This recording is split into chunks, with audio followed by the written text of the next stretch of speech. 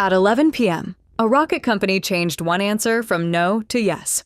12 hours later, Space Shuttle Challenger broke apart 73 seconds after launch. The disaster looked sudden. The decision behind it was not. The useful question is not whether you would have seen the broken seal. It is whether you would notice the moment a team stopped asking, "Is it safe?" and started asking, "Can you prove it is dangerous?" January 27, 1986. Challenger waits at Kennedy Space Center.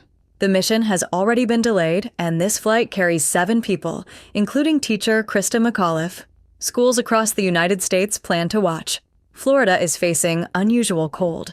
Ice forms around the launch structure. But the warning that matters most comes from the 2 solid rocket boosters strapped beside the orange fuel tank. Each booster was built from large steel segments joined together. Rubber O-rings sat inside each joint. When hot gas pushed into the joint, the rings had to flex and seal the gap fast. If they reacted too slowly, flame could escape. The seals had shown erosion and hot gas blowby on earlier flights. Each shuttle that returned safely made the damage easier to treat as manageable, even though the margin was shrinking.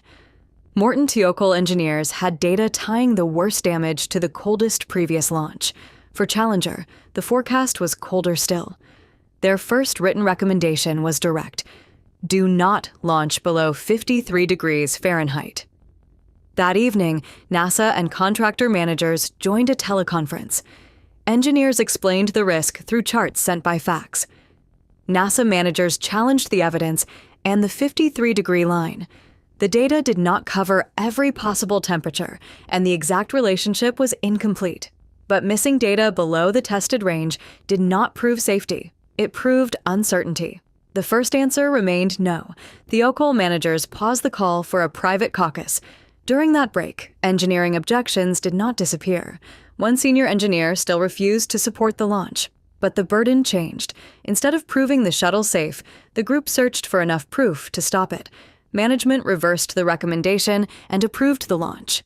The new answer traveled upward. The continuing objections did not.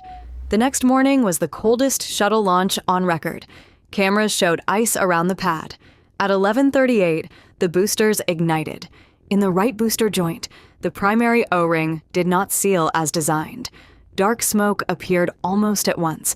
For a short time, combustion debris appears to have plugged the opening. Challenger kept climbing. Then the shuttle passed through stronger aerodynamic forces. The temporary plug failed. A flame plume grew from the booster and struck the external tank. At 73 seconds, the external tank failed and the vehicle broke apart. All 7 crew members were lost. This was not a simple explosion caused by one cheap rubber ring. It was a technical failure carried through a management system that had learned to accept warning signs. The Rogers Commission later wrote that the decision to launch was flawed. Key decision-makers did not know the full history of the O-ring problem, the contractor's first written warning, or the engineers' continuing opposition after management changed course. The shuttle program stopped flying for almost 3 years. The booster joint was redesigned, testing expanded, and safety reporting changed. Those fixes mattered because the accident did not expose one mysterious weakness. It exposed a system that had repeatedly seen evidence, accepted successful outcomes, and slowly turned an exception into normal practice. So the decision that mattered was larger than a final yes. It was the moment uncertainty stopped being a reason to wait and became a reason to proceed.